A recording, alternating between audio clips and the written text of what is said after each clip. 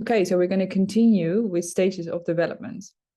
So we left off at magenta, which is all about magic. It's all about first person perspective. So having my first needs met. Then we're going to move into red, which is about power. You can see here power gods, but really what's explored here is a sense of a personal sense of power and will, if you will. So it comes really into self-protection.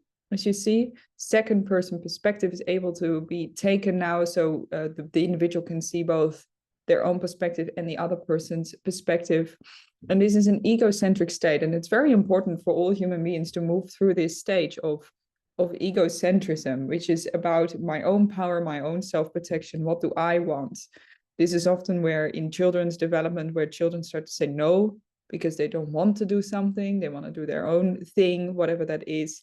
And so this is where we really can start to see the exploration of their own power, which is very important. So we've all been through that. And as I walk through the stages here, there are certain, you can almost relate it to chakras. Sometimes it's related to chakras, if you know that system, the chakra system.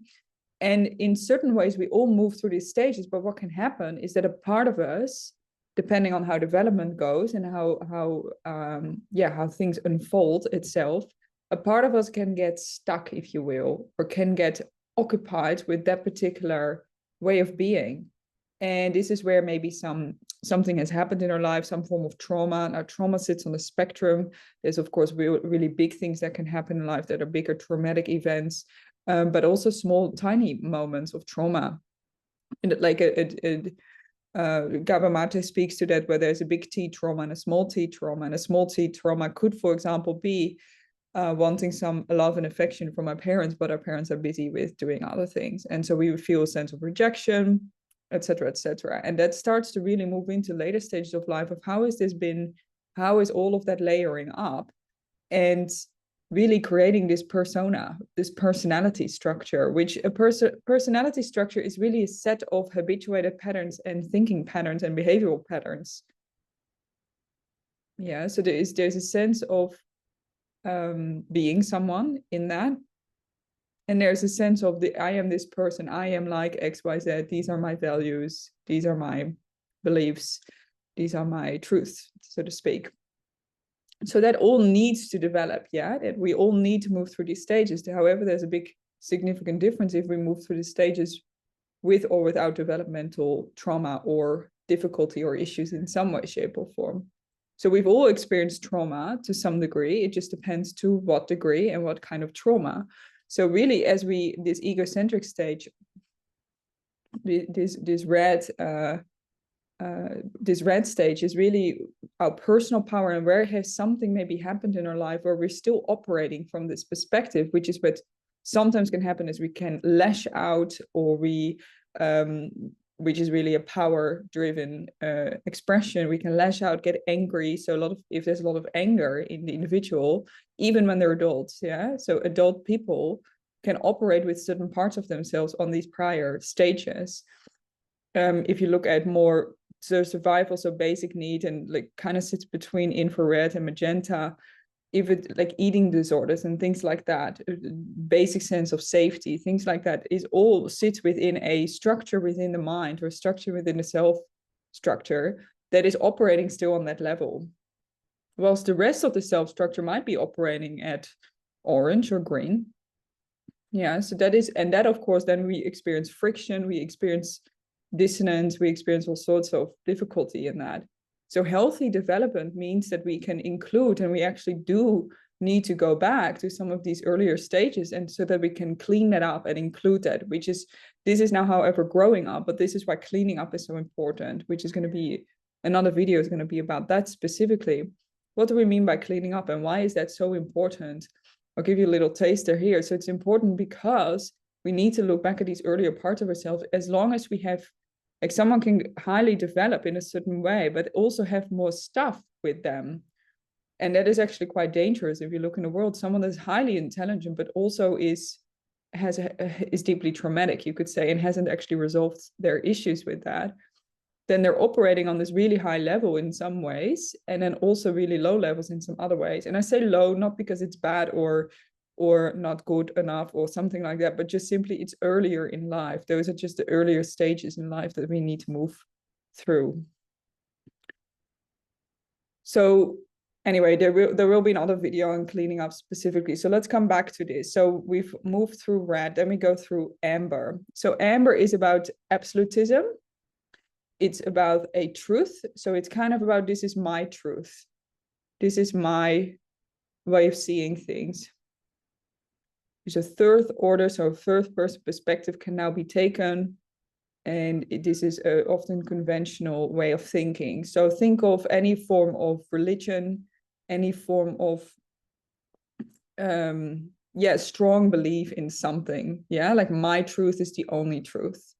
Any form of strong religion, any form of like churches are operating in this stage, but also, for example, a football club and being really strong supporter of that. So it really sits in the cultural space and really being really invested with the self-structure into that space. Going back to red, if you have you ever seen those movies where people are literally like killing each other with sticks and so on, that is really red. So it's really about power, it's about killing easily as well, because there's no sense yet of that is actually harming someone to a certain extent. Yeah, maybe to a certain extent there is a sense that it's all a little bit, as you see, these are just, this is all a spectrum. Yeah, so it's all moving into one another. And one individual, like I said before, can have multiple parts of their self structure in multiple parts of these stages. Yeah, so amber is cultural preferences. This is the thing. It's okay to be in a culture, to operate in a culture. It's just, are we subject to that? So amber is totally subjective to that. So if you see a football hooligan that is totally immersed in the game and almost doesn't see outside of that anymore and other parts of life, and also doesn't see that it's simply a game, and it's totally, the whole sense of self is attached to that, that is a good example of amber. And again, we need to move through that. So it starts also here as a child. A healthy development of a child would look like someone that is really finds it really important to have family around, finds it really beautiful to be with family, and really finds a sense of safety and belonging in that. So that is really important as a person to feel that sense. Yeah, so we do need to move through that. And then, however, we need to do also let go of that to some degree and move through orange.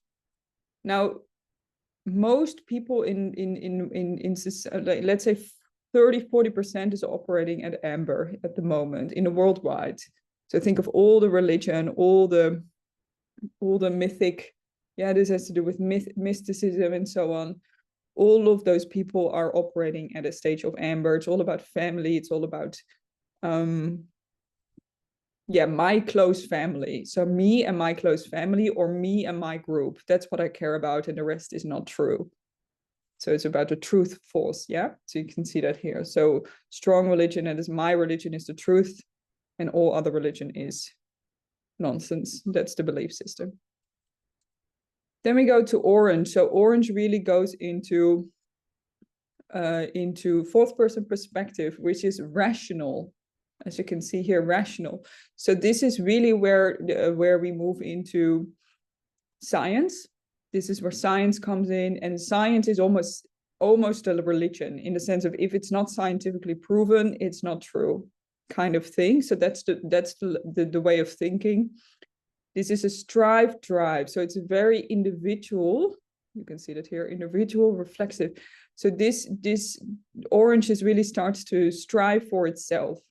This is where you can see a lot of the self-development, self-help, self-improvement spaces that sits within the orange space. Think of the corporate world, think of anything to do with science. Because we can now take a fourth person perspective, we can measure things objectively. We can also see ourselves as an individual that we can shape a form in the way that we want to. So this is indeed where a lot of the self-development work comes in. Think of like a Tony Robbins, or people like that. It sits within the orange space. What else is there to say about that? So there's about 30% of the world population, more or less, maybe at the moment 40, is sitting in orange. Yeah, so most people in the world are amber orange at this point in time, and we're slowly, as a collective, we're moving up. What tends to happen is that development stagnates or stops at the level that most of the people around us are operating from. We tend to stop there. So development, it's very difficult to move beyond where most of our family or the friends or people that we go to school with or whatever, football clubs, whatever, are operating from. It's very difficult to go beyond that because we really feel that societal pullback, so to speak. So when you do go beyond your normal group of people, that is not the group around you that is thinking in a particular way, when you do go beyond it, you're going to feel resistance, potentially in yourself, potentially from them. Yeah, but that's all to be said around that. Particularly as we move into green and then teal and then definitely beyond, most of society is not operating from that yet. What we are now seeing, however, is a big move from orange to green. And this is a move into human bond. It's a move into pluralism. So it's a move into equality. Everything and everyone needs to be equal. It's a move into seeing that if we take X, Y, Z actions, it's going to impact the environment. So it's a move into green environmental activism. Sometimes can be a part of that. So it's a move into really seeing beyond myself and my direct family, my direct group or pair of people around me, also beyond science. And I can really now start to relate with nature in a deeper way. So a lot of nature mysticism comes in here, where people have certain let's call it state experience, a certain experience when they look at a tree or look at nature. They can really, really feel a deeper sense of something is there, something you can, maybe some spirituality starts to come online here in the sense of there's a spirit here, or there's something beyond me that is governing this system. Yeah, that starts to move into, it's all about community here. So it's all about the collective, even though it says individualistic, it is in a certain sense individualistic, but it's also collective. It's about four and a half person perspective. This is why we can see 50 years ahead and really operate from that place and take also actions from that place, because someone that's at orange can momentarily sit in a state of reflection, if you will, on a Sunday evening on the couch and can think 50 years ahead. Someone at orange can definitely do that. However, the actions and the choices that they make in life are not reflective of that, so they don't value it enough yet. So this is why in orange there's not so much of a concern about the environment just yet, because they can't see on a day-to-day level, they can't see the importance of that. Whilst green starts to really see that. So this is why often orange looks at green and thinks they're tree hucking hippies. Green looks at orange and thinks they're corporate bastards. Orange looks at amber and thinks they're just weird and think and believe in gods that don't exist. Green looks at amber and starts to kind of connect with that, because green can start to see a spirit and can start to potentially see a god or some form of divine presence, but it's from a very different place. So it's from a place of pluralism, and it's often more through nature as opposed through a church or something like that.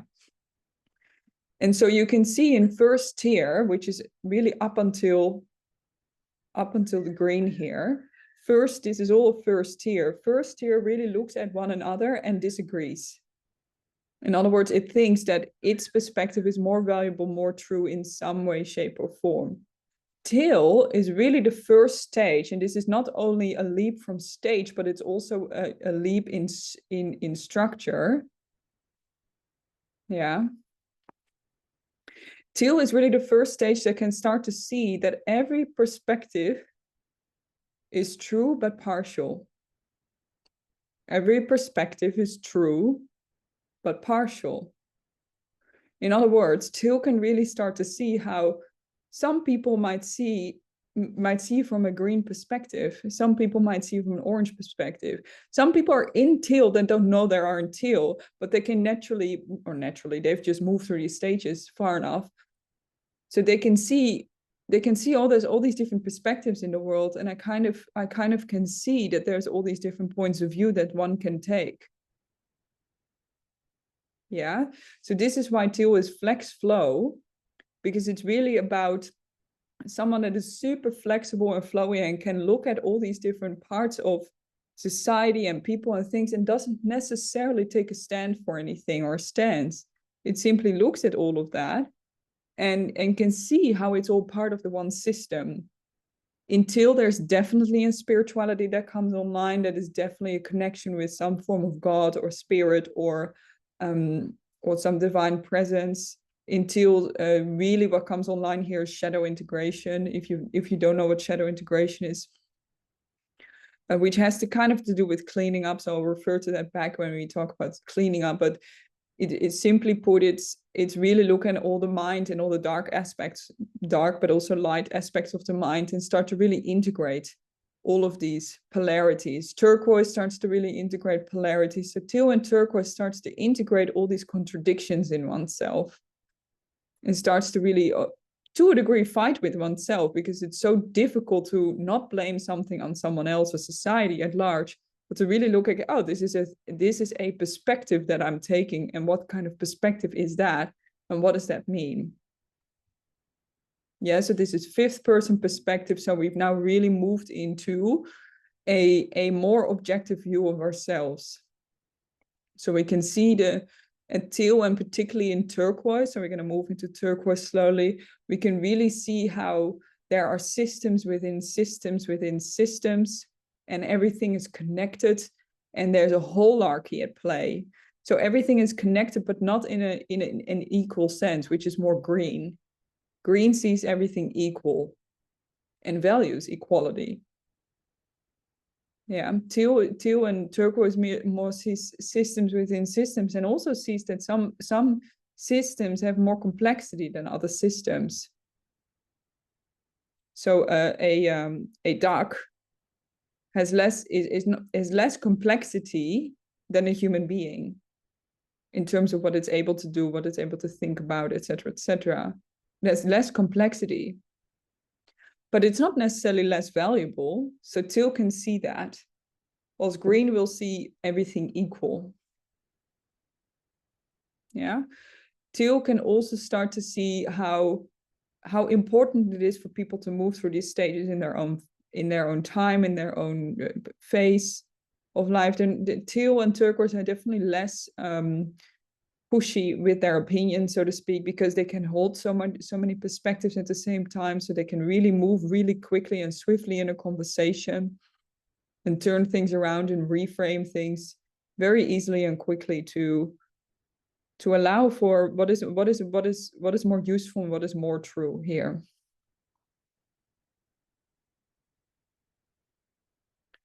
So as you can see, then we move on. So let's say about 10% is operating in teal and turquoise at the moment of the planet. Particularly teal, that's turquoise might be a bit less, maybe 3%. And then we're really going to go into third tier. So this was first tier, second tier, third tier. We talk about indigo, violet, ultraviolet, and clear light. And indigo really starts to speak into construct aware. So the person is now aware of a constructing, egoing process that is happening in mind, and can witness and observe that objectively without necessarily being bothered by that. Yeah, so the individual can see the construct of their own construction and of their own life playing out as a story in mind. They can really, really clearly see that. Some people, particularly in teal and turquoise, think that they're ego aware, but they're aware of their ego with their ego, so to speak. So they're aware of their mind, but from the perspective of their mind still. Whilst indigo and violet really start to go into meta mind, global mind, as you can see. It's really way more global, and it's almost like my mind is connected to the rest of the universe. Yeah, so you can also see how this is more subtle, into subtle dimensions of reality, which we go into states. So this is here really where saints and sages are are operating. So think of any spiritual gurus that are really highly developed, so to speak, in their level of awareness and non-thinking, really. So we almost, as you look through the stages, we need to develop a thinking mind and an ego structure, and then here we can let it go again. And then overmind really goes into field exploration. So think about like being present in multiple locations at the same time, feeling into people's energies, things like that. And then clear light is enlightenment, is full enlightenment. So being one with the whole universe and with everything in it, as a direct lived experience, not as an understanding. There's a difference in all of these stages. That's why it's so important. Someone at green can have somewhat of an understanding of what happens at teal, but is not living or embodying it. Yeah, so we can often, a cognitive line of development is 1 or 2 stages ahead. So someone at orange can rationalize into teal often. You can think about these dynamic, but they're not necessarily, their value system and their personhood is not necessarily operating from that stage. There's a very different thing to be aware of something and can think about something, or to be genuinely operating from that stage.